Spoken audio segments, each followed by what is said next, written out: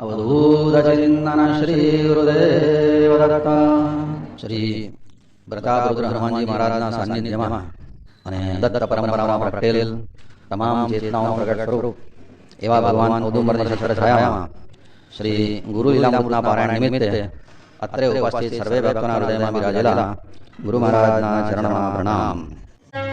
અલગ કચ્છ નિરંજન જમદગ્નિ ઋષિને ત્યાં આ રીતે પરશુરામ ભગવાનનો અવતાર થયો. હવે અહીંયાથી નવા ચરિત્રનો આરંભ થાય છે. અર્જુનનું ચરિત્ર અહીંયા પૂરું થયું. શત્રુજીત નામનો ચંદ્રવંશમાં એક રાજા થયો હતો, મહાદેવજીનો પરમ ભક્ત, અને મહાદેવજીની કૃપાથી એને એક દીકરો થયો. એનું નામ હતું ઋતુધ્વજ. દીકરો સંસ્કારી હતો, ગુણવાન હતો, બધી રીતે શ્રેષ્ઠ હતો. અને એ અરસામાં ગાલવ નામના મુનિ નર્મદાજીના કિનારે યજ્ઞ કરે ત્યારે પાતાલ કેતુ નામનો એક રાક્ષસ વિઘ્નો કરતો હતો. ગાલવ મુનિએ ભગવાનને પ્રાર્થના કરી, ભગવાન આ રાક્ષસના ત્રાસથી બચાવો તો યજ્ઞ પરિપૂર્ણ થાય. ભગવાને એ વખતે આકાશવાણીથી કીધું કે એક ઘોડો મોકલું છું, અને આ ઘોડા ઉપર આ ઋતુધ્વજ બેસીને તારા યજ્ઞનું રક્ષણ કરે તો તારો યજ્ઞ હેમખેમ પૂરો થશે. ગાલવ મુનિ આ શત્રુજીત રાજાના દરબારમાં આવ્યા, એના પુત્રની માંગણી કરી.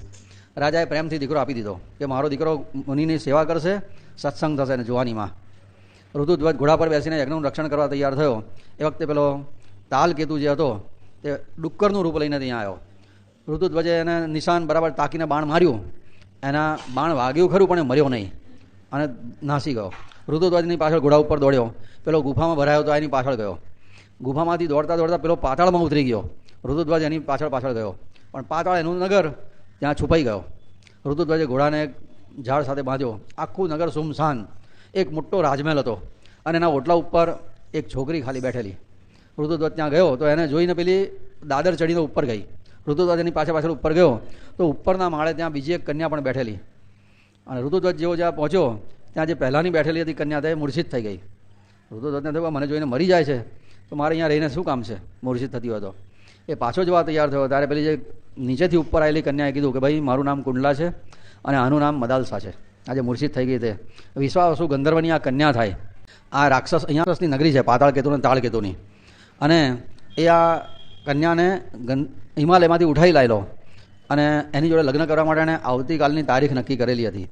મદાલસાને એની જોડે પરણવું નહોતું એટલે આત્મહત્યા કરવાની હતી, પણ કામધેનુ ગાયે કીધું કે તને તારી મરજીનો રાજકુમાર કાલે મળશે, એટલે એનો પ્રાણ ટકાઈ રાખ્યો છે. અને એના મનોકામના પૂર્ણ થવાની ઘડી આવીને એટલે અરખના મારીએ બેભાન થઈ ગઈ છે. પણ તમે કોણ છો? ઋતુધ્વજે પોતાનો પણ પરિચય આપ્યો. અને એ વખતે કુંડલાએ કીધું કે હવે એની જોડે પૈણી જાવ તારે, કહે છે કે ઋતુધ્વજ કે અહીંયા આવી રીતના પૈણાય નહીં, લગ્ન કરવું હોય તો બ્રાહ્મણ અગ્નિ દેવોની સાક્ષી જોઈએ, આવી રીતના પૈણું નહીં. કુંડલા કહે છે કે આ તો ગંધર્વની કન્યા, અને ગંધર્વની કન્યાને ગંધર્વ લગ્ન કરવાનો અધિકાર છે. ગંધર્વ લગ્નમાં કોઈ કશી જરૂર નહીં, બે જણ એકબીજાને હાર પહેરાવી દે એટલે લગ્ન થઈ ગયું, કોર્ટ મેરેજ. એનું નામ છે, શાસ્ત્રોક્ત નામ છે ગંધર્વ લગ્ન. અને પછી બંને જણની એ રીતના ગંધર્વ લગ્ન ત્યાં આગળ થયું. જ્યોતિષીએ કીધું કે ભાઈ બધા ગ્રહો તો સારા છે પણ એક જરા નબળો છે અને કોઈ વાર તોફાન કરાવશે, પણ કંઈ બહુ મોટો વાંધો આવ્યો નથી. બંને જણા પછીથી પાછા નગરમાં આવવા તૈયાર થયા. ત્યારે પેલા રાક્ષસો ફરી લડવા તૈયાર થયા. તાલ કેતુને મારી નાખ્યો, પણ એનો ભાઈ પાતાલ કેતુ મર્યો નહીં. તાલ કેતુએ મરતી વખતે પોતાના ભાઈને કીધું કે વેર લેજે, હું તો મરું છું પણ વેર લેજે. આવું કહીને પેલો મરી ગયો. અને પછી પેલો પાતાલ કેતુ લાગ જોતો હતો કે ક્યારે એવો ચાન્સ મળે અને આને રાજાને એનો બદલો લઉં. અને પછી ત્યાં સુધીની વાત આ અધ્યાયમાં છે. આ બાજુ પછી ઋતુધ્વજ અને મદાલસા નગરમાં આવ્યા અને બહુ પ્રસન્નતાથી એમના દિવસો જતા હતા. ધરતી પરના રાજાના દીકરાને ગંધર્વ લોકોની કન્યા મળી પત્ની તરીકે, એટલે ધરતી પરના રાજાને બહુ આનંદ થઈ ગયો કે મારે ઘેર ગંધર્વ લોકોની કન્યા ક્યાંથી. પ્રસન્ન થયો. અને ઋતુધ્વજ અને આ મદાલસાનું આવી રીતના ગૃહસ્થાશ્રમ જીવન બહુ પ્રસન્નતાથી ચાલતું હતું. અને પછીથી એમના ગૃહસ્થાશ્રમમાં જે વળાંક આવે છે એની કથા પછીના અધ્યાયમાં આવે છે. ભાવાતીતમ ભાવિત ભક્તમ ભવદામ વંદ્યમ વાદ વિવર્જિત વૈદ્યમ વનિવર્જમ ત્રિપો ભેદ વિહીનમ ભેદમ સુખરૂપમ દત્તાત્રેયમ સમૃદ્ધિ સંતમ પ્રણતોસ્મિ દત્તાત્રેયમ સમૃદ્ધિ સંતમ પ્રણતોસ્મિ. શ્રી દત્તપાદારવિંદમ બ્રહ્મચારી પાંડુરંગ રંગદૂત મહારાજ વિરચતે શ્રી ગુરુલીલામૃતે અલખ નિરંજન સંવાદે કુવલી આશ્વેન મદાલસા વર્ણન નામ અષ્ટાવિંશોऽધ્યાયः સમાપ્તઃ. અવધૂતચિંતન શ્રી ગુરુદેવ દત્ત. જગદગુરુ દત્તાત્રેય સ્વામી કોઈ જીવ ઉપર અતિશય કૃપા કરે ત્યારે એને સત્સંગ આપે છે. સત્સંગ પ્રયત્નથી મળતો નથી. ભગવાનની જેના પર કૃપા થાય એને જ સત્સંગ મળે છે. સત્સંગ એટલે શું? સંતનો સંગ બરાબર છે. સત્સંગ એટલે સત્યનો સંગ એ પણ બરાબર છે. પણ આટલું જ સંકુચિત અર્થ એનો નથી કરવાનો. સત્સંગ એટલે એવી ઘટના કે જે દરમિયાન આપણને સંસાર સુખમાં કંઈક અરુચિ જાગે અને ભગવાનના સ્વરૂપમાં પ્રેમ જાગે એવી કોઈક પણ મુલાકાતને સત્સંગ કહેવાય. સંસાર સુખમાં અરુચિ જાગે અને ભગવાનના સ્વરૂપમાં પ્રેમ જગાડે આવી કોઈ પણ ઘટનાને સત્સંગ કહેવાય. સાચા સંતને તો ક્યાં શોધવા જવું, મળે ક્યાં? પણ એમણે સાક્ષાત્કારી મહાપુરુષોએ લખેલા ગ્રંથનો સંગ કરીએ એ પણ સત્સંગ છે.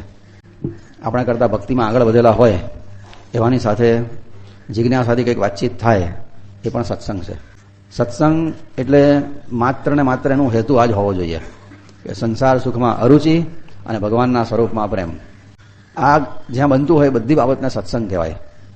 કેટલીક વખત સત્સંગના નામે લૌકિક વાતો થતી હોય છે, એને સત્સંગ ના કહેવાય. કથામાં પણ ઘણી વખત જે ફાલતુ વાતો ચાલતી હોય તો એ કથા એ સત્સંગ નથી. અને સત્સંગ સમૂહમાં જ થાય એવું જરૂર નથી. બે જણા રસ્તા પર ઉભા રહીને પણ સત્સંગ કરી શકે છે. ફોન ઉપર વાતચીત કરતી વખતે પણ સત્સંગ થઈ શકે છે.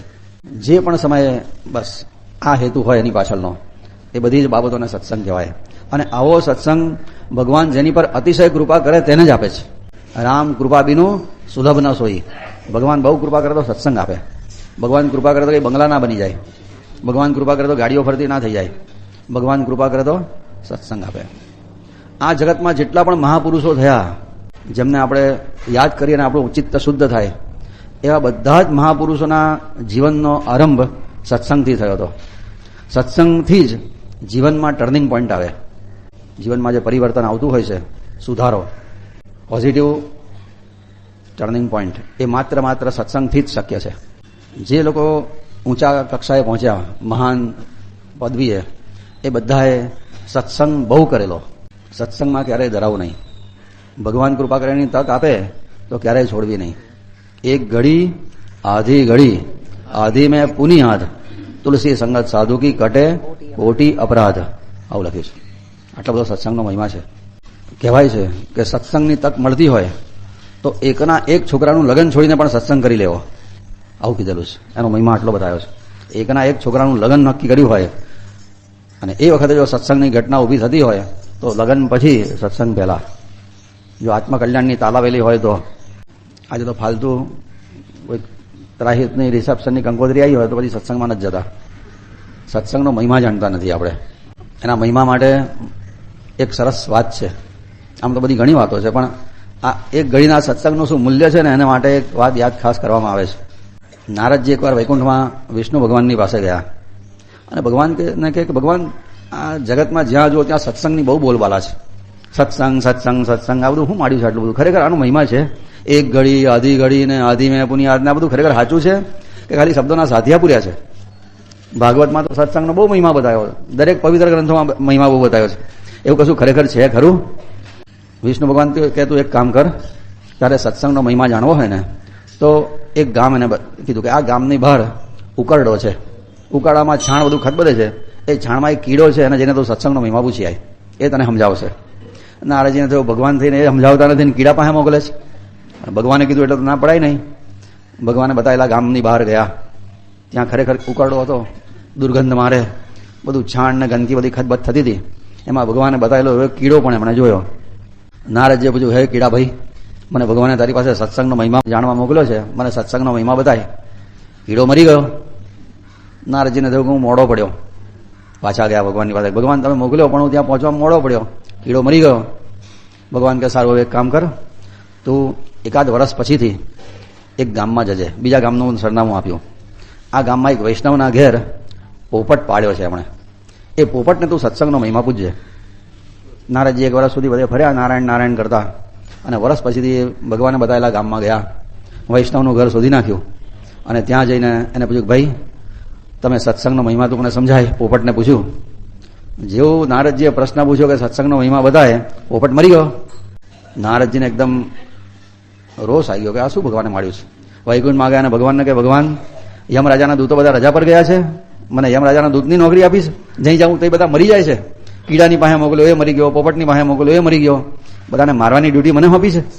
વિષ્ણુ ભગવાન કે હવે એક કામ કર, તું 7-8 વર્ષ સુધી રાહ જો, નારાયણ નારાયણ કરતો બધે ફર, 7-8 વર્ષ પછી તું એક ગામમાં જજે, એ ગામના રાજાનો રાજકુમાર તને સત્સંગનો મહિમા સમજાવશે. નારદજી કીધું પણ આ જવું ને પછી આ મરી તો નહીં જાય ને? ભગવાન કહે ના, તું જા. રાજાનો છોકરો મરી જાય હું જાઉં તો રાજા મને તો જેલમાં પૂરી દેશે. ભગવાનની આજ્ઞા પ્રમાણે નારદજી 7-8 વર્ષ સુધી બધે ફર્યા, નારાયણ નારાયણ કરતા કરતા, અને ભગવાને બતાવેલા એડ્રેસ ઉપર એ નગરમાં ગયા, રાજમહેલમાં ગયા. રાજાને કહેતા મારા રાજકુમાર પાસે મારે મળવું છે. રાજાનો રાજકુમાર મળ્યો એટલે નારદજીએ પૂછ્યું બીતા બીતા કે આ મરી ના જાય તો સારું બાપા.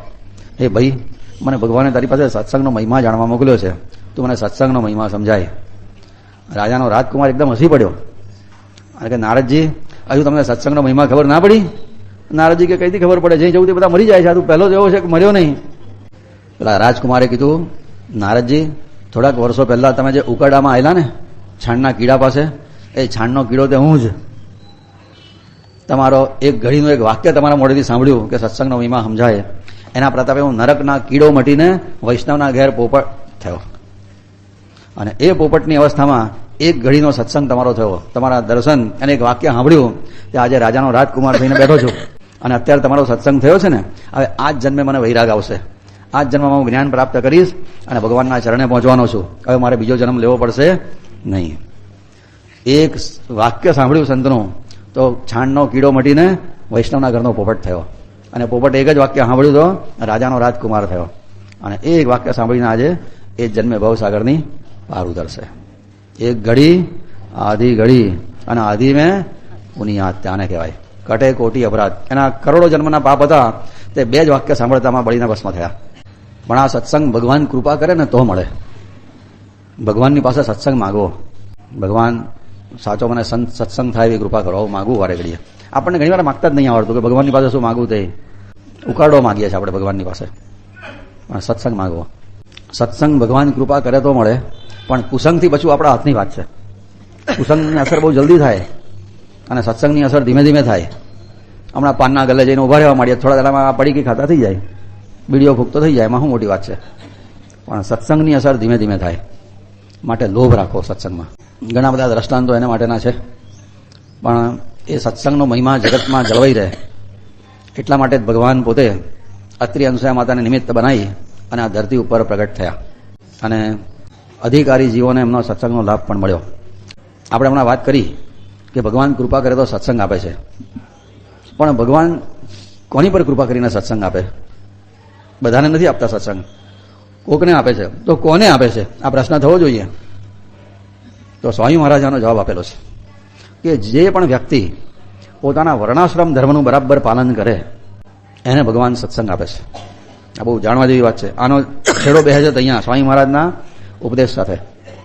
સ્વામી મહારાજે વાત કરેલી છે. પોતાના વર્ણાશ્રમ વિહિત જેને કર્મ કહેવાય, વર્ણાશ્રમ કયા? બ્રાહ્મણ, ક્ષત્રિય, વૈશ્ય, શૂદ્રના જે કર્મો બતાવ્યા છે, બ્રહ્મચારી, ગૃહસ્થ, વાનપ્રસ્થીના, સંન્યાસીના જે કર્મો બતાવ્યા છે, પતિ, પત્ની, માતા, પુત્ર, ભાઈ, બહેન, મા બાપ તરીકે જે કર્મો બતાવ્યા છે, પોતાની ફરજ જે નિષ્ઠાપૂર્વક બજાવે, કોઈ પણ જાતની અપેક્ષા રાખ્યા સિવાય, તો ભગવાન એની પર રાજી થાય અને એને સત્સંગ આપે. એ બધામાંથી છોડાવવા માટે આપે છે. સત્સંગ એ બધાથી છોડાવે છે, એ બધાની આસક્તિ છોડાવે છે. પણ એ બધું નિષ્ઠાથી કરતા હોય ત્યારે. પછી કેટલાકને ગમતું નથી ફરજ બજાવવાનો, એવું નહીં. ફરજ એકવાર આપણા ભાગે જે આવ્યો, ફરજ બરાબર બજાવ્યો માણસ, તો ભગવાન કૃપા કરે અને સત્સંગ આપે. સત્સંગમાંથી વિવેક જાગે. વિવેક એટલે આવું થાય અને આવું ના થાય, અને વિવેક કહેવાય. વિવેક જાગે પછી વૈરાગ આવે. આની પ્રક્રિયા છે, બરાબર ધ્યાનમાં રાખવા જેવી. વિવેકમાંથી વૈરાગ જાગે. વૈરાગ જાગે એટલે ખબર પડે કે ખરેખર સંસારના બધા સુખ આપણને છેતરે છે, આપણે છેતરાઈએ છીએ. કહેવાતા હોશિયાર ને બુદ્ધિમાન માણસો પણ ઇન્દ્રિયોના સુખ ભોગવતા જીવન વેડફી નાખે છે. કામ, સુખ ને પૈસામાં જ આયુષ પૂરું થઈ જાય છે. વૈરાગ આવે, અને વૈરાગ આવે પછીથી જ્ઞાન સ્થિર થાય. જ્ઞાન થવું સહેલું છે, પણ જ્ઞાનને ટકાવવું બહુ અઘરું છે. જ્ઞાનમાં સ્થિરતા નથી રહેતી. હમણાં તો આપણે બધા કેટલા ડાયા થઈને અહીંયા બેસીએ છીએ. 9 તારીખ સુધી આપણે બરાબર આવા બેસવાના જ છે, સવારે 8 થી સાંજે 7 સુધી. પણ 10 તારીખે આપણું જ્ઞાન ટકશે કે નહીં એ કહેવાય નહીં. સ્થિરતા નથી આવતી જ્ઞાનમાં. એની સ્થિરતા માટે વૈરાગ જોઈએ. વૈરાગ પાત્રમાં જ્ઞાન ટકે અને જ્ઞાન સ્થિર થાય એ જ જન્મ મરણના ત્રાસમાંથી મુક્ત થાય. આ પ્રક્રિયા છે. પહેલું વર્ણાશ્રમ ધર્મનું બરાબર પાલન, એના પ્રતાપે ભગવાનની કૃપાથી સત્સંગ, સત્સંગમાંથી વિવેક, વિવેકમાંથી વૈરાગ, વૈરાગ્યના પરિણામે જ્ઞાનની સ્થિરતા, અને જ્ઞાનની સ્થિરતા એટલે મુક્તિ. આ પ્રક્રિયા છે. અને આ સત્સંગ કરવા માટે ભગવાન દત્તાત્રેય પોતે માહુરગઢ ઉપર પ્રગટ થયા. જગતમાં વિચરણ કરે અને અધિકારી જીવોને પોતે સત્સંગના માધ્યમથી જન્મ મરણમાંથી મુક્તિ અપાવતા હતા. આપણે અર્જુનનું ચરિત્ર જોયું. સહસ્ત્રાર્જુન અધિકારી જીવ હતો. ભગવાને એને સત્સંગ પણ આપ્યો અને મુક્તિ પણ આપી. સુણી અર્જુન કેરો સાધ, રીજો પૂરે તું સાક્ષાત, દીદી રિદ્ધિ સિદ્ધિ અને અંતે મુક્તિ. એકલી ખાલી મુક્તિ નથી આપતા ભગવાન. આપણને ઘેલછા હોય ને તો સંસારના સુખ બી આપે છે. લે, એની શ્રદ્ધા ટકાવવા માટે આપે છે ભગવાન. સંસારમાં એને થોડી અનુકૂળતા કરી આપે, પણ પછી અનુકૂળતાને વધારે અનુકૂળ કરવામાં પછી રચ્યો પચ્યો રહે તો ભગવાનને પણ કંટાળો આવે કે હવે બહુ થયું. હવે રોટી કપડા મકાનની સદ્ધરતા આપી પછી બીજું શું જોઈએ વધારે? શરીર થોડું સારું હોય, બહુ થઈ ગયું. આટલું તો ભગવાન જલ્દી આપી દે છે. પછી એને શણગાર્યા કરે તો એ ભગવાન પણ કંટાળે. પણ આટલું આપે છે ભગવાન કે એની શ્રદ્ધા વધે, અને શ્રદ્ધા વધે પછી ભગવાનના શરણે જાય જેવું, ત્યારે ભગવાન એને જ્ઞાન આપીને એને પાર ઉતારે છે. અર્જુનને અંતે મુક્તિ મહાપદસાર, પરાકાષ્ઠાના ભોગ પણ આપ્યા. ભુક્તિદમ મુક્તિદમ લોકે, એ ભોગ પણ આપે છે અને મુક્તિ પણ આપે છે.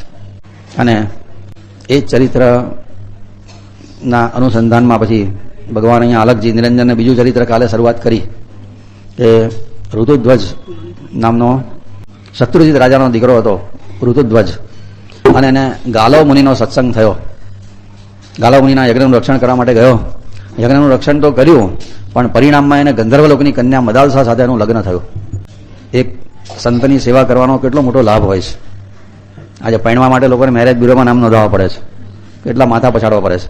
આણે ખાલી ગાલવ મુનિના યજ્ઞનું રક્ષણ કરવા માટેની સેવા કરી, એના પ્રતાપે એને ગંધર્વલોકની કન્યા સાથે પરણવા મળ્યું.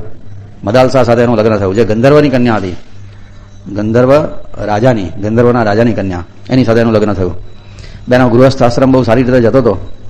અને જ્યારે એ પાતાળમાં ગયો હતો, બધી કથા યાદ છે ને, કાલે થોડી ઉતાવળમાં કીધેલી છે, જે ગાલવ મુનિ યજ્ઞ કરે ત્યારે પાતાળ કેતુ નામનો રાક્ષસ વિઘ્ન કરતો હતો. આકાશવાણીએ એવું કીધું એ મુનિને કે તમે આ ઋતુધ્વજ તમારા યજ્ઞનું રક્ષણ કરશે તો જ પેલો પાતાળ કેતુના ત્રાસમાંથી તમે બચી શકશો અને યજ્ઞનું રક્ષણ થશે. એટલે એ ગાલવ મુનિ એ રાજાની શત્રુજીત રાજા પાસેથી એમના દીકરાની માંગણી કરી લાયા. જે રીતના વિશ્વામિત્ર ઋષિ દશરથ મહારાજના દીકરાઓને લઈ ગયેલા પોતાના યજ્ઞનું રક્ષણ કરવા, એવી રીતના જ આ કથા છે બરાબર. ગાલવ મુનિ પણ એવી રીતના શત્રુજીત રાજાના દીકરા ઋતુધ્વજને લઈ આવ્યા યજ્ઞનું રક્ષણ કરવા. પણ વિશ્વામિત્ર ઋષિ જયારે દશરથ મહારાજ પાસે ગયા તો શરૂઆતમાં દશરથ મહારાજે ના પાડેલી, હું રામ લક્ષ્મણને મારી નજરથી દૂર નહીં કરું, રામ દેત નહીં બનાઈ ગોસાઈ, હું રામ નહીં આપું. પછી વશિષ્ઠ ઋષિએ કીધેલું કે આ યજ્ઞનું રક્ષણ કરવા જશે એ બહાને એને જવાનીમાં સત્સંગ થશે. સત્સંગની જરૂર જવાનીમાં બહુ હોય છે. વૃદ્ધાવસ્થામાં સત્સંગ થાય તો નકામો નથી જતો, પણ ખરી સત્સંગની જરૂર જવાનીમાં હોય છે. કારણ કે બધાની બુદ્ધિ બગડે છે જવાનીમાં જ. વૃદ્ધાવસ્થામાં બધાની બુદ્ધિ ઠેકાણે આવી જાય છે. જેમ શરીર નબળું પડે ને બુદ્ધિ સુધરે છે. બુદ્ધિ બગડે છે 15 થી 40 ની વચ્ચે. 15 થી 40 ની વચ્ચે કેટલા વર્ષ થાય? 25. એને કહેવાય છે ગધા 25. બધાની બુદ્ધિ એ વખતે બગડે એટલે એને ગધા 25 કહેવાય. 40 પછી ધીમે ધીમે સુધરે, સંસારના ડફણા પડે એમ લાઈન પર આવે. પણ એ વખતે સત્સંગની બહુ જરૂર હોય છે. એ વખતે સત્સંગ કરે ને તો માનવ જન્મ સફળ થઈ જાય. એટલે વશિષ્ઠ ઋષિએ સમજાવ્યું દશરથ મહારાજને કે તમે મોકલો, એને સત્સંગ થશે અને સત્સંગના પ્રતાપે એના જગતમાં જેનો જોટો ના જડે એવી સર્વ ગુણ સંપન્ન કન્યા સાથે એનું લગ્ન પણ નક્કી થશે. સીતાજી સાથે એમનું લગ્ન પણ થશે. આ વાત જાણી ત્યારે દશરથ મહારાજે રામને વિશ્વામિત્રના યજ્ઞનું રક્ષણ કરવા માટે મોકલેલા, રામ લક્ષ્મણને. અને યજ્ઞના રક્ષણના નિમિત્તે સત્સંગ પણ થયો અને સીતાજી સાથે લગ્ન પણ થયું. બરાબર એવી આ કથા છે. ગાલવ મુનિના યજ્ઞનું રક્ષણ કરવા માટે આ ઋતુધ્વજ ગયો, યજ્ઞનું રક્ષણ તો કર્યું અને મદાલસા નામની શ્રેષ્ઠ મહાન કન્યા સાથે એમનું લગ્ન પણ થયું. જ્યારે એ યજ્ઞના વિઘ્ન કરવા માટે પાતાળ કેતુ આવ્યો ત્યારે એને મારવા માટે આ ઋતુધ્વજ ઘોડા ઉપર બેસીને પાછળ પાતાળમાં ગયો હતો. અને એ વખતે આ મદાલસા સાથે મુલાકાત થઈ અને મદાલસા સાથે લગ્ન તો થયું ગંધર્વ વિવાહથી, પણ એ વખતે પાતાળ કેતુને એને મારી નાખેલો આ ઋતુધ્વજે. તે પાતાલ કેતુએ મરતી વખતે પોતાના નાના ભાઈ તાલ કેતુને એવું કીધેલું કે હું તો મરું છું પણ આ રાજાની સાથે તું વેર લેજે, આને મને મારી નાખ્યો છે એનો બદલો લેજે. વેર વારસામાં આપીને જાય ને એને કહેવાય રાક્ષસ, અને વેરની જે શાંતિ કરે એને કહેવાય સંત. સંતો કોઈ દિવસ વેર કરે જ નહીં. વેર કરીને જે મરે ને એ બીજા જન્મમાં સાપ થાય અથવા પીછી થાય, આવું કીધેલું છે. એ બે જણને વેરની ભાવના બહુ હોય, બદલો લેવાની ભાવના. તાલ કેતુ પછી તો આ બે જણા નગરમાં આવ્યા અને આનંદથી એમના દિવસો જતા હતા. ધરતી પરના રાજા અને રાજકુમારને ગંધર્વની કન્યા મળેલી બહુ વિરલ ઘટના છે. આવું એ પહેલા બન્યું નથી ને પછી બન્યું નથી. આનંદમાં એમના દિવસો જાય. પેલો તાલ કેતુ રાહ જોતો હતો કે ક્યારે તક મળે અને આ ઋતુધ્વજની હું બદલો લઉં. એને ખબર હતી આની સામે લડવા જઈશ તો મારું નહીં ફાવું, આ બહુ બળવાન છે અને પરાક્રમી છે, આની સાથે યુદ્ધમાં મારાથી નહીં જીતાય, પણ આને મારે કપટથી મારવો છે. એકવાર એવું થયું કે ઋતુધ્વજ વનમાં શિકાર કરવા માટે ગયો હતો અને બપોરનો સમય થઈ ગયો, 2 બાકડો થયો હતો, ભૂખ લાગી, તરસ લાગી, એટલે એ વખતે પછી એ પાછો ફરવા જતો હતો. તાલ કેતુ આ હવે લાગની રાહ જોતો હતો. એણે આ ઘડીને બરાબર પકડી લીધી કે આ સરસ તક મળી છે. એણે એના પાછા ફરવાના માર્ગમાં માયાથી એક આશ્રમ બનાવી દીધો. પોતે બનાવટી મુનિ બની ગયો અને આશ્રમમાં ઝાડની નીચે માળા હાથમાં લઈને બેસી ગયો માળા ફેરવા માટે. નાટક બહારથી કરે છે હું સંત છું, પણ અંદરથી કપટ છે કે પેલો મારા આશ્રમમાં આવશે પછી આગળનું જોઈ લેવાશે.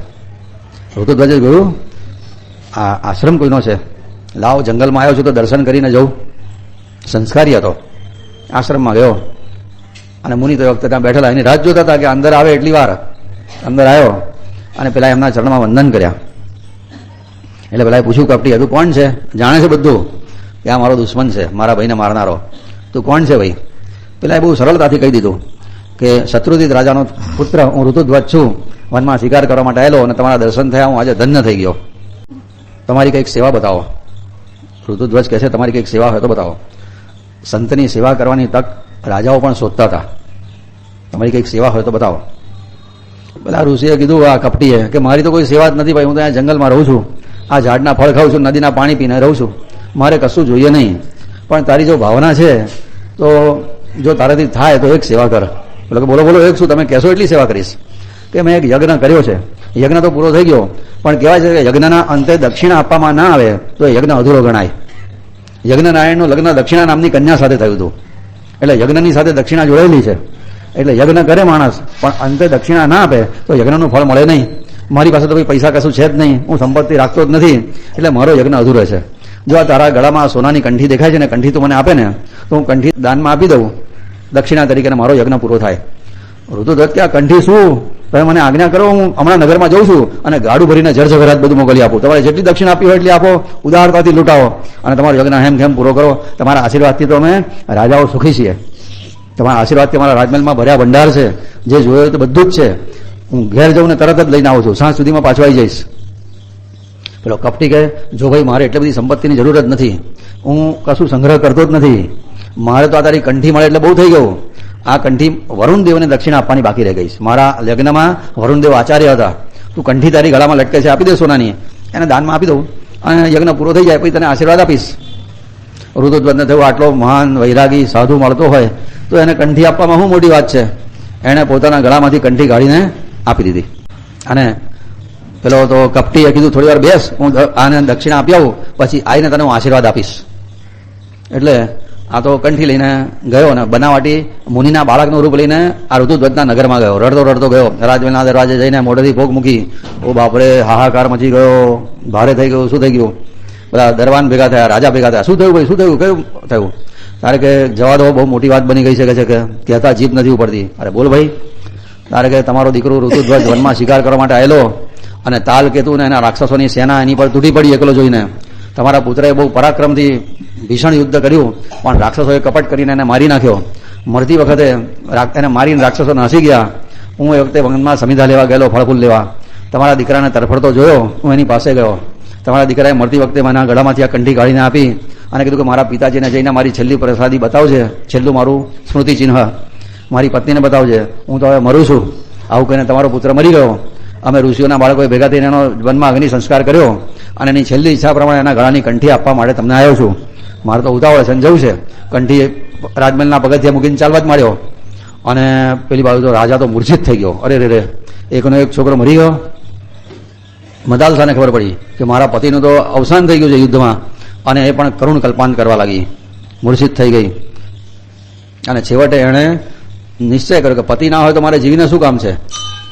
તે પતિનું અંતિમ ચિહ્ન એના ગળાની કંઠી એને ઓળખી કે અમારા પતિ આ જ કંઠી પહેરતા હતા ગળામાં, અને કંઠીને પોતાના પતિનો છેલ્લો પ્રસાદ હાથમાં લઈ અને ચિતા પર બેસીને અગ્નિ પ્રવેશ કરી દીધો. ભડભડ બળીને ભસ્મ થઈ ગઈ.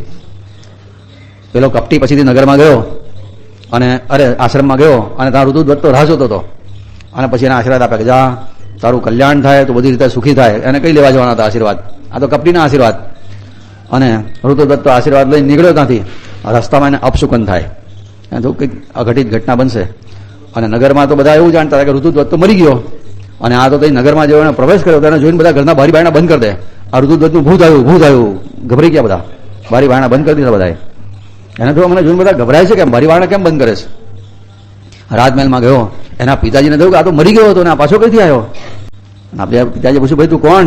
તું ઋતુધ્વજ છે કે ઋતુધ્વજનું ભૂત છે? તારે પેલો કે પિતાજી હું ભૂત એનો, હું તમારો દીકરો જ છું. મનમાં શિકાર કરવા ગયેલો, ને પછી આખી ઘટના એને સંભળાવી કે આવું થયું તું ને પેલા મુનિએ મારી પાસે કંઠી માગી અને કંઠી આપીને એમના આશીર્વાદ લઈને આવ્યો છું. તારે એના પિતાજી કહે, અરે કંઠીએ જ બધી ઉપાધિ કરી છે ભાઈ, આ કંઠીને તો તારી પત્ની હાથમાં લઈને અગ્નિ પ્રવેશ કરીને મરી ગઈ. પતિવ્રતા ધર્મનું પાલન કરીને એને અગ્નિ પ્રવેશ કરી દીધો છે કે ઋતુધ્વજ પોતે બેભાન થઈ ગયો. કરે આ શું થઈ ગયું? મેં પેલા કપટીને ઓળખ્યો નહીં, એની પર ભરોસો મૂક્યો, અને એનું પરિણામ આટલું ભયંકર આવી ગયું. અત્યંત દુઃખી થયો. પછી એને સંસારમાંથી મન ઉઠી ગયું, વૈરાગ આવી ગયો એને. પણ આ વૈરાગ એને હતો દુઃખના માર્યો વૈરાગ હતો, આ વિવેકજન્ય વૈરાગ નહોતો. વિવેકજન્ય વૈરાગ સત્સંગમાંથી આવે. એને પત્ની મરી ગઈ, એના વિરહમાં દુઃખી થઈ ગયો, વગર મોતે મરી ગઈ. એટલે તે આખો દિવસ સવારમાં જંગલમાં જાય, સાંજ સુધી ઝાડ નીચે બેઠો બેઠો ચિંતા કર્યા કરે, વિચારો કર્યા કરે, સાંજે ઘેરાઈને જમીને હુઈ જાય. વનમાં ફરતા આવી રીતના રહેતા રહેતા થોડા વખતમાં એને નાગ પુત્રો સાથે મૈત્રી થઈ. નાગ લોકમાંથી નાગના દીકરાઓ મનુષ્યનું રૂપ લઈ, નાના બાળકોનું રૂપ લઈને ધરતી પર આવતા હતા, અને એ લોકો આ ઋતુધ્વજને જોડે બેઠેલો રોજ છે, એટલે એની જોડે મિત્રતા થઈ. અને ત્રણે જણા વખતે એવી સરસ મિત્રતા થઈ કે પછી એકબીજાને ચાલે જ નહીં. અને એક વખત આ ઋતુધ્વજે પોતાની કથા કીધી કે આવી રીતના એક કપટી મુનિએ કપટ કર્યું, અને એના પ્રતાપે મારી ગંધર્વ લોકની જે પત્ની હતી એ વગર મોતે બળીને ભસ્મ થઈ ગઈ છે. એના વિયોગમાં હું ઝૂરું છું, અને હવે મારે બીજું લગ્ન કરવાની ઈચ્છા નથી. હવે આ જીવન હું પરણવાનો નથી.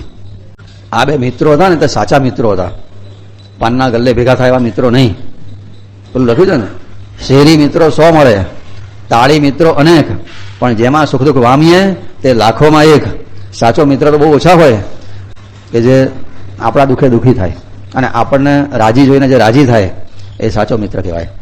મિત્ર એવો રાખીએ કે જે ઢાલ સરીખો હોય, ઢાલ જેવો મિત્ર જોઈએ કે જે સુખમાં પાછળ રહે અને દુઃખમાં આગળ હોય. ઢાલ હોય ને તે સુખમાં પાછળ ખભે લટકાવે, પણ સામે દુશ્મન આવે ને ત્યારે ઢાલ આગળ રાખવાની હોય. મિત્ર આવો જોઈએ, ઢાલ જેવો. પછી પાનના ગલ્લે ભેગા થાય ને મિત્રો નહીં, એ કુમિત્ર કહેવાય. અને પછીથી આ બે મિત્રો દુઃખી થઈ ગયા. અરે અમારો મિત્ર આવી રીતના કપટનો ભોગ બનીને દુઃખી થયો છે, એની પત્ની મરી ગઈ. આ બે જેના મિત્રો હતા ને તે અશ્વતર નાગના દીકરાઓ હતા. તે ઘેર ગયા પિતાજીને વાત કરી કે પિતાજી અમારો મિત્ર પત્નીના વિરહમાં ઝૂરે છે અને અતિશય દુઃખી છે, તમે અમારા મિત્રનું દુઃખ દૂર કરવા માટે કંઈક ઉપાય કરો. એના પિતાજીએ કીધું કે જગતમાં તપશ્ચર્યા કરવાથી બધું જ શક્ય છે, તપ કરીએ તો બધું જ શક્ય છે. હું તારા મિત્રની પત્નીના માટે હું તપશ્ચર્યા કરીશ. અશ્વતર નાગ એનો મિત્ર હતો કંબલ નાગ. એ કંબલ નાગ અને અશ્વતર નાગ બે જણા હિમાલયમાં આવ્યા, ગંધર્વ લોકમાંથી ધરતી ઉપર આવ્યા, અને હિમાલયના કોઈ ગુફામાં બેસીને કઠિન ઉગ્ર તપશ્ચર્યા કરી. સરસ્વતી માતાની પહેલા ઉપાસના કરી એમણે, અને એટલી સુંદર એમણે પ્રાર્થના કરી સરસ્વતી માતાની કે સરસ્વતી માતા પ્રસન્ન થયા. આ પ્રાર્થના જે લખી છે ને એ કરુણા ત્રિપદીના રાગમાં છે, શાંતહો શ્રી ગુરુ દત્તાના રાગમાં. આ પ્રાર્થના એટલી સરસ છે કે એ ગાવાથી મૂર્ખો પણ મહાપંડિત થઈ જાય. છોકરાને જો બરાબર ભણાવે હોય ને સારી રીતે, તો એને આ પ્રાર્થના રોજ ગાવાની ટેવ પાડવી. આ પ્રાર્થના ગાય, અને સ્વામી મહારાજ આપેલો મંત્ર છે નમસ્તે શારદે દેવી. આંખ બંધ રાખીને એના 11 વખત જો જપ કરે તો ભણવામાં હોશિયાર થાય છોકરા. એકલા છોકરાની આપણે શું જરૂર છે? હા, કે આપણે મરતા સુધી બધા વિદ્યાર્થી જ કહેવાઈએ. આપણે જેટલું જાણીએ છીએ ને એ ઘણું ઓછું છે, આજુ બધું ઘણું જાણવાની જરૂર છે.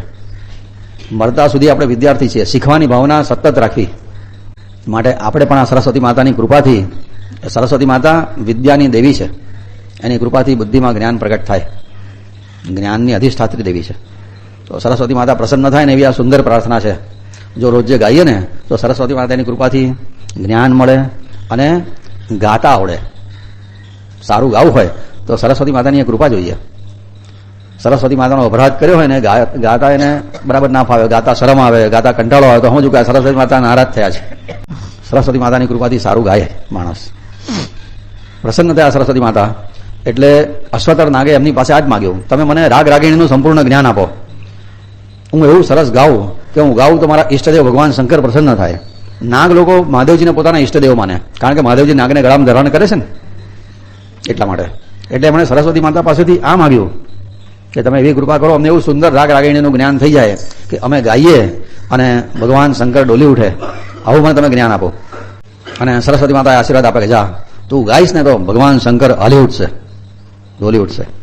અને પછી અશ્વતર નાગે પછી એ રાગ રાગિણીનું જ્ઞાન પ્રાપ્ત થયા પછીથી સુંદર ભગવાન શિવજીની સ્તુતિ કરી.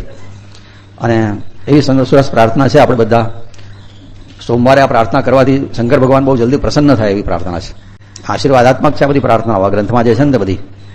ભગવાન શંકર પ્રસન્ન થઈ ગયા, પંચમુખી મહાદેવ સ્વરૂપે એની સન્મુખ પ્રગટ થયા, અશ્વતર નાગની સન્મુખ. ધન્ય છે તારું જ્ઞાન, તો મારા તે જે ગાન કર્યું તો મારા કાન સુધી પહોંચ્યું છે. અને માગ તારે જે જોતું હોય તો માગ કહે છે કે એ વખતે મહાજીના સ્વરૂપનું વર્ણન કર્યું છે બાપજીએ. પંચમુખ હતા, શરીર ઉપર નાગ ફરતા હતા, ગળામાં રુદ્રાક્ષની માળા, મસ્તક ઉપર ગંગાજી અને હાથીનું ચામડું એમણે પહેરેલું. ગજ ચર્માવૃત, ગજ ચર્માવૃત, ગજ વત્તા ચર્મ વત્તા આવૃત પહેરેલું એમણે હાથીનું ચામડું. મસ્તકમાં કપાળમાં બીજનો ચંદ્ર શોભે, કર્પૂર ગૌર દેહ અને પ્રસન્નતાથી એકદમ ઉભેલા એની સામે. બોલ રાજા, જે જોતું હોય તે માગ કહે છે કે અશ્વતર નાગે એ વખતે પોતાના પુત્રના મિત્રના માટે માગ્યું છે. વિચાર કરો કેટલો પરોપકારી હશે આ રાજા. એણે એવું માગ્યું, તમે એવી કૃપા કરો કે મારા પુત્રના મિત્રની પત્ની છળકપટનો ભોગ બનીને જે મરી ગઈ છે એ પુનર્જીવિત થાય. પણ પુનર્જીવિત થાય એ જ રંગ, એ જ રૂપ, એ જ આકૃતિ, એ જ વર્ણ, બધું જ એ, પણ એ પોતે અગ્નિ પ્રવેશ કર્યો છે એટલું એને યાદ ના હોય. બસ ત્યાં સુધીનું બધું એને યાદ હોય, આવી કૃપા કરો. અને પછી જેને માગ્યું છે ને ત્યાં ચરિત્રનો મુખ્ય માગણી છે. અશ્વતર નાગે પછી એવું માગ્યું કે હવે પુનર્જીવિત થાય તો બ્રહ્મવાદિની તરીકે પ્રગટ થવી જોઈએ. બ્રહ્મવાદિની એટલે બ્રહ્મ જ્ઞાન જેને પરિપૂર્ણ છે, શબ્દાત્મક અને ક્રિયાત્મક, થિયોરિટિકલ નોલેજ ને પ્રેક્ટિકલ નોલેજ જે બ્રહ્મનું હોય એને બ્રહ્મવાદિની કહેવાય. સ્ત્રી હોય તો બ્રહ્મવાદિની, પુરુષ હોય તો એને બ્રહ્મનિષ્ઠ કહેવાય. આ બ્રહ્મવાદિની તરીકે પ્રગટ થાય, એને સંપૂર્ણ આત્મજ્ઞાન બ્રહ્મજ્ઞાન એને પરિપૂર્ણ હોય અને આત્મસાત પણ કરેલું હોય, આવા જ્ઞાન સાથેની પ્રગટ થવી જોઈએ. કેવું સુંદર માગ્યું છે આણે. વિચાર કરો, આજે આપણને આપણા માટે હું માગતા નહીં આવડતું, અને આણે પુત્રના મિત્રની પત્ની માટે આવું માગ્યું. એનું કલ્યાણ કરવું તો સારી રીતે કરવું, બસ આને કહેવાય સાચું દાન. આપવું તો સારામાં સારું જ આપવું. યોગીઓની માં બને, આગળ માગ્યું છે ને કે એને ત્યાં જે દીકરો જન્મે તે મહાન યોગી થાય, બ્રહ્મ સાક્ષાત્કારી સંતાન એને ત્યાં જન્મે. યોગીઓની માં થવી જોઈએ, આવી કૃપા કરો, બીજું કંઈ ના જોઈએ. અને એ મદાલસા મારી પુત્રી તરીકે જન્મે, એ મદાલસાનું મારે હવે કન્યાદાન કરવું છે.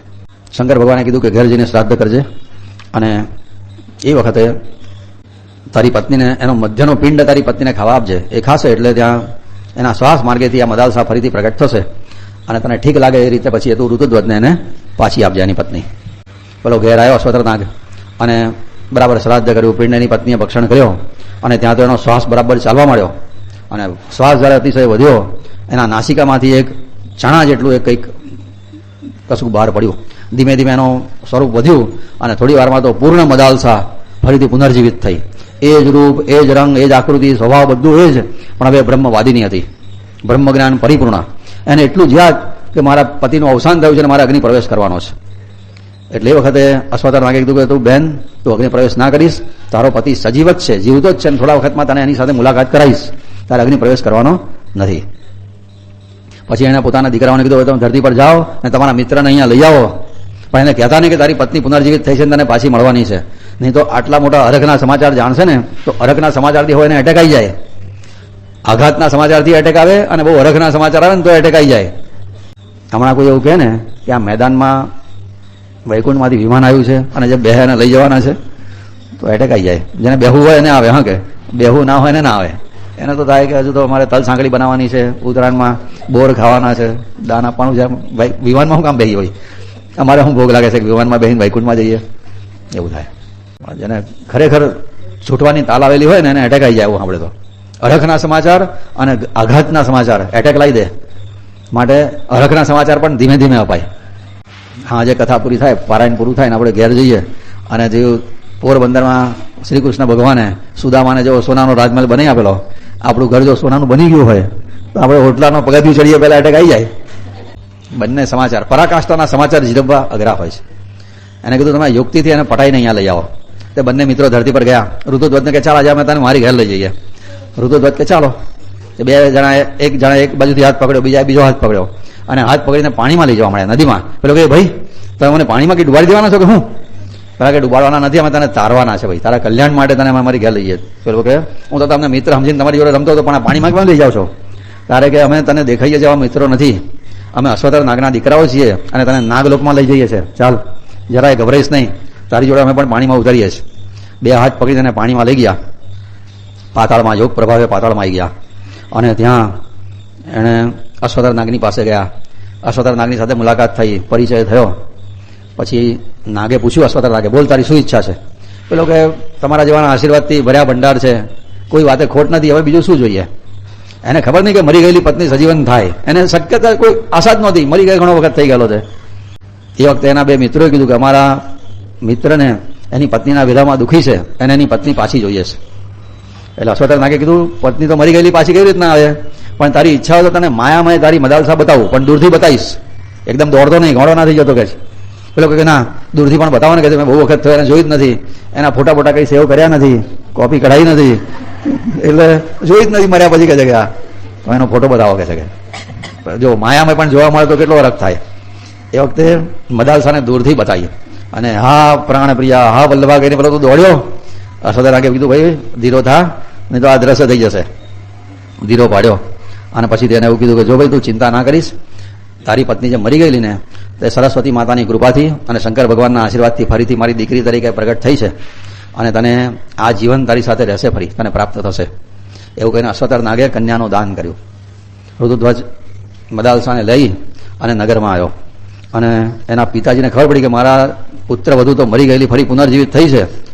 શત્રુજીત રાજાને એટલો બધો હરખ થયો કે ના પૂછો ને વાતે ગાતે સામયું કર્યું. બંને જણને બોલાયા અને ફરીથી પાછો ઋતુધ્વજ અને મદાલસાનો ગૃહસ્થાશ્રમ શરૂ થયો. પણ હવે આ બંને જણમાં આસમાન અને જમીનનું અંતર થઈ ગયું. એની પત્ની હવે મહાન બ્રહ્મવાદીની, મહાન ભગવત ભક્ત, અને પેલો પતિ હજુ એટલી કક્ષાએ પહોંચેલો નહીં. આવું હોય ને તારે મુસીબતો ઘણી થાય. કોઈ વખત પત્ની બહુ મહાન ભગવત ભક્ત હોય અને પેલાને બહુ રસ ના પડતો હોય ને તારે ખટર પટર વધે. બેમાંથી એકને રંગ લાગી ગયો હોય અને બીજાને એવો ના લાગ્યો હોય ને તારે આવું ખટર પટર થાય. અને પછી એ વખતે એ લોકો વચ્ચે જે ખટર પટર થાય છે ને તે હવેના અધ્યાયમાં આવશે. આ અધ્યાયમાં તો એમનો રંગે ચંગે સંસાર ચાલે છે અને અધ્યાયનું આપણે ગાન કરી લઈએ ને, આ બધીની વાત કરીએ આપણે. અવધૂત ચિંતન શ્રી ગુરુદેવ દત્ત. જાગર સ્વપ્ન સુષુપ્તિ વિહીનો યો નિત્યમ ભક્તાર્થિનો જાગરતિહ પ્રત્યક્ષમ બાહ્યાભ્યંતર પૂર્ણવરેણ્યો વરકીર્તિ દત્તાત્રેયમ તમ હૃદય સંતમ પ્रणतोऽस्मि दत्तात्रेयं तं हृदि संतं प्रणतोऽस्मि. इति श्रीदत्तपादारविन्द मिलिन ब्रह्मचारी पाण्डुरंग रंगोदूत महाराज विरचिते श्री गुरुलीलामृते अलख निरंजन संवादे कुवलयाश्व शोक वर्णनं नाम 39 समाप्तः. अवधूत चिंतन श्री गुरुदेव दत्त. त्रिशंतिष्ये तारकमाद्यं तत्पदम् देहे देहा ीतमभेद्यं भक्तेशम् आदावन्ते एकमभङ्गं वररङ्गं दत्तात्रेयं तं हृदि सन्तं प्रणतोऽस्मि दत्तात्रेयं तं हृदि सन्तं प्रणतोऽस्मि. इति श्रीदत्तपादारविन्द मिलिन ब्रह्मचारी पाण्डुरंग रंगोदूत महाराज विरचिते श्री गुरुलीलामृते अलख निरंजन संवादे मदालसा पुनरुज्जीवनं नाम 300 समाप्तः. अवधूत चिंतन श्री गुरुदेव दत्त.